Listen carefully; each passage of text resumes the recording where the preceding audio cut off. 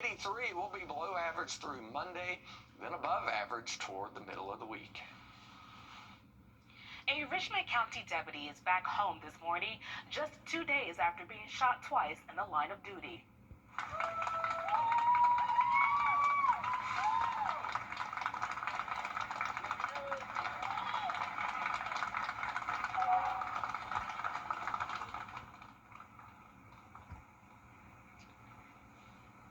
Victor Rodriguez walked out of Wellstar Hospital yesterday, greeted by fellow deputies and friends.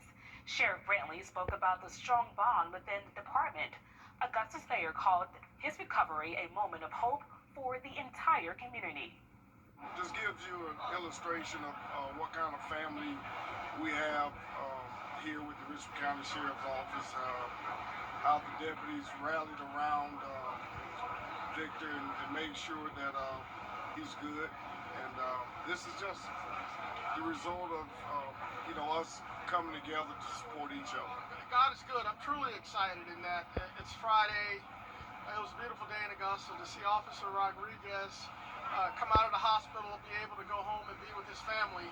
And just wanted to, one, come and celebrate that. Two, thank him for his commitment and his service to not only the city of Augusta, but the Richmond County Sheriff's Department.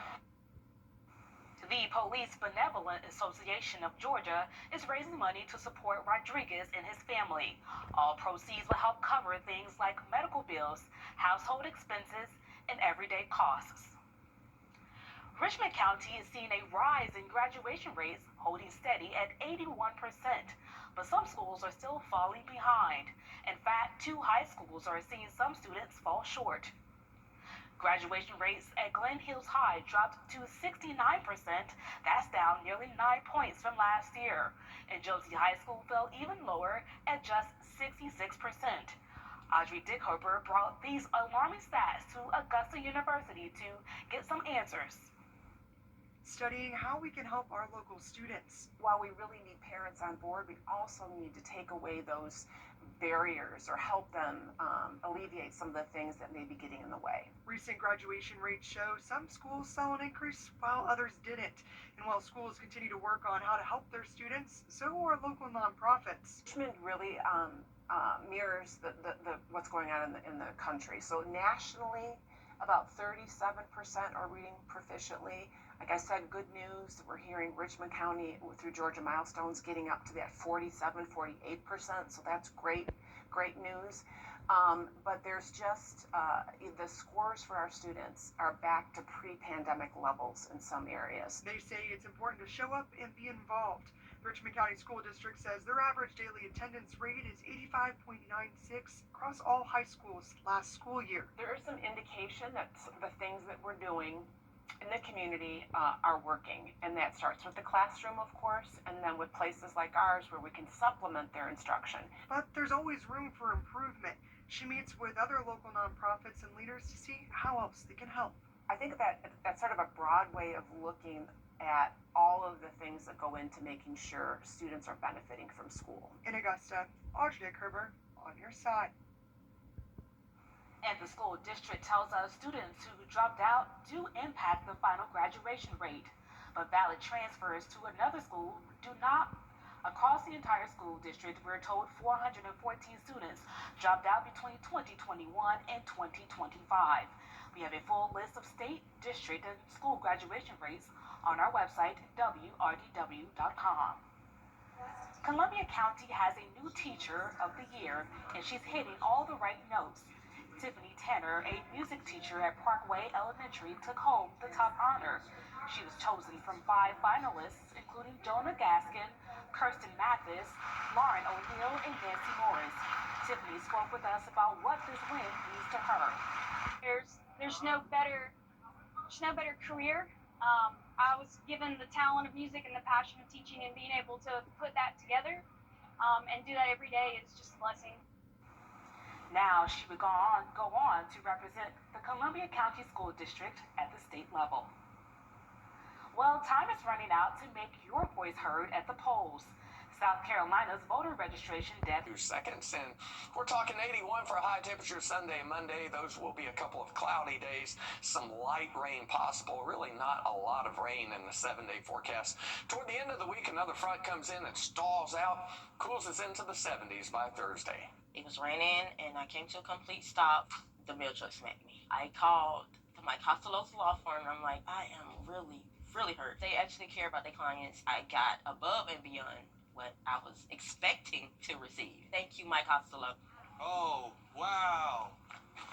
How long that warm-up lasts, plus a better chance of rain toward the end of the week in your full forecast coming up. It's Friday night, where the best of high school football is here on News 12. Under the Lights, sponsored by Chandler Law Firm. Hey friends, it's that time, week 7, where the movers rise and the shakers stir things up. And as the sun set, that's when the lights turned on at the Brickyard. Burke County has owned the longtime area rivalry. It's Bears, it's Bulldogs, and it's a showdown with region title stakes on the line. And Joseph Doring is on the sideline.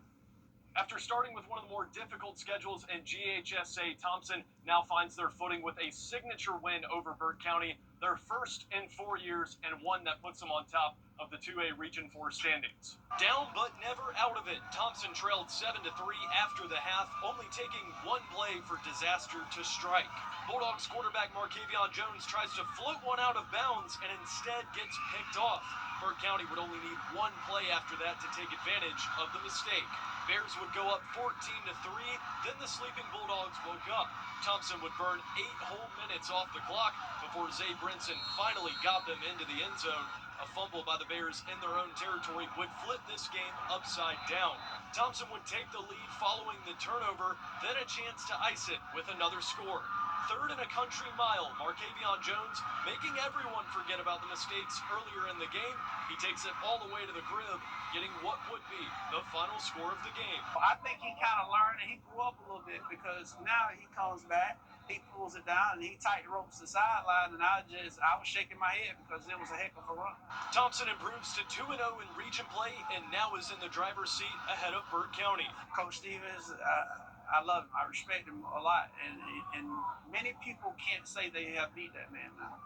And to be able to put this thing together tonight, to kind of finally get over that hump, it feels real good.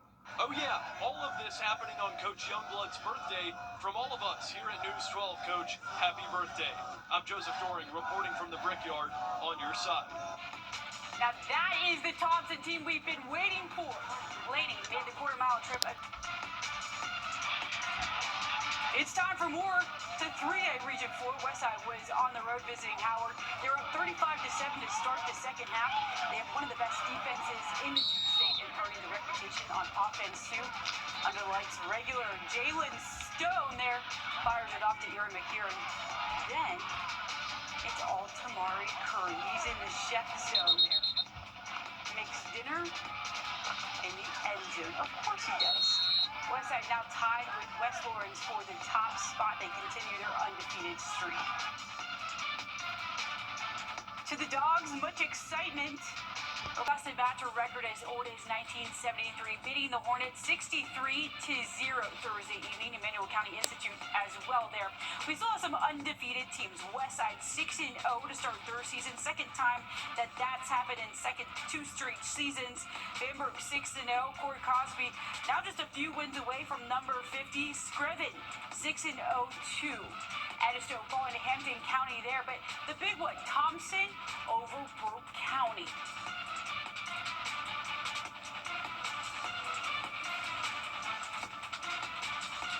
That was a nice Friday.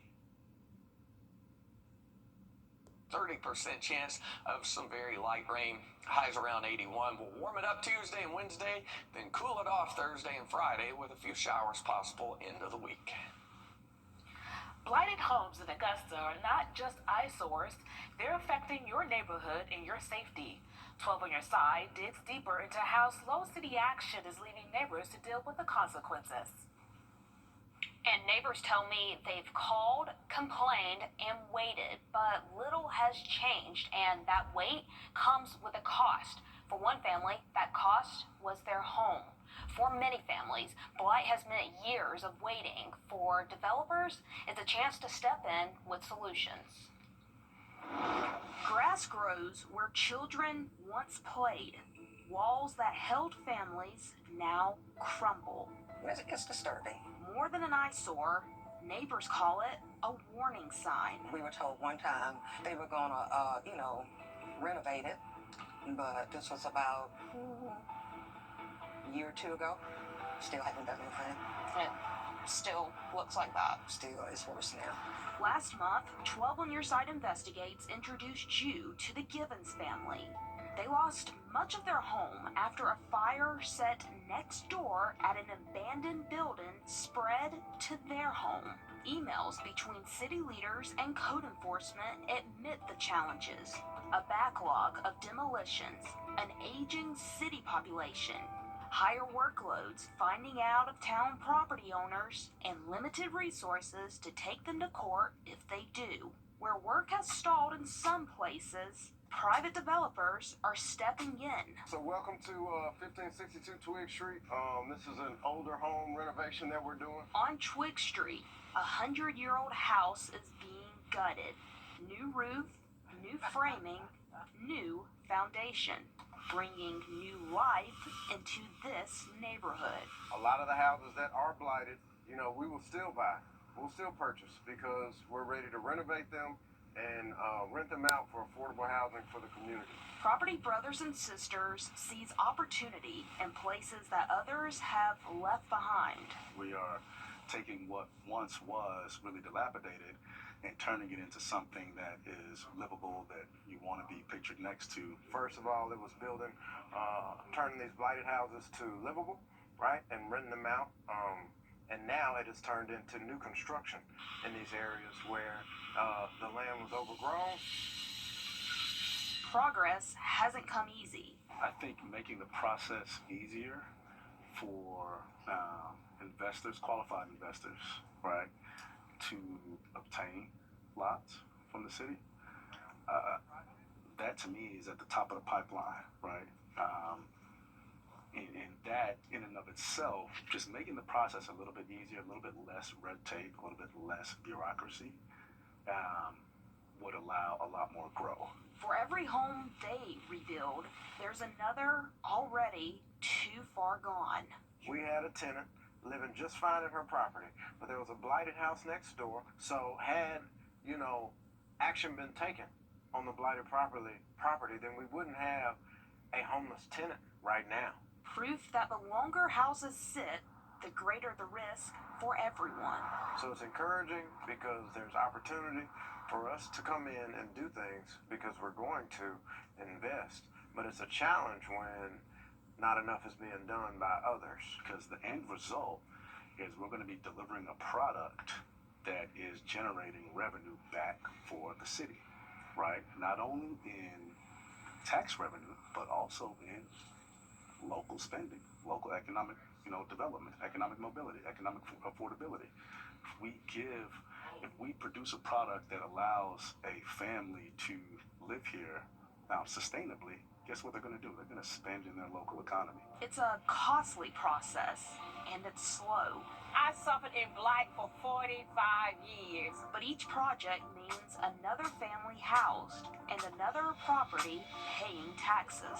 I'm excited about the revitalization because revitalization is the key. So now that they've come in and start revitalization, it's comfortable down here. We got property owners. Everybody down here are homeowners, so it does make a difference. On Augusta streets, blight spreads faster than solutions, leaving neighbors caught between what has fallen and what could be rebuilt. And despite repeated requests for a sit-down to discuss solutions to Augusta's blight problem, we are still waiting for time from the city's code enforcement department. And just like us, the community is also waiting. Hot weather is here. Time time for our bird watching forecast at 7:57 on your Saturday morning. Sunrise was at 7:24, but we do have some clouds in the sky. May not see a whole lot of sun this weekend. On the other hand, we should stay dry for your Saturday. Temperatures in the mid-70s. We're kind of running out of time here, so I'm going to get to the 7-day forecast. The tropics are quiet and should stay that way for several days, but there will be some tropical moisture bringing us a chance of showers. Only a few showers Sunday and into Monday. Temperatures for the next couple of days below average in the low 80s. A bit of a warm-up midweek, then a few more showers possible toward the end of the week. Hope you enjoy your Saturday. We'll see you back here tonight with more news and weather. Have a great day. Join us right here on WRDW News 12 at 11 a.m. for Warren A Way of Life. Visit us anytime online at warren.church for more information. The most significant loss in wrongful death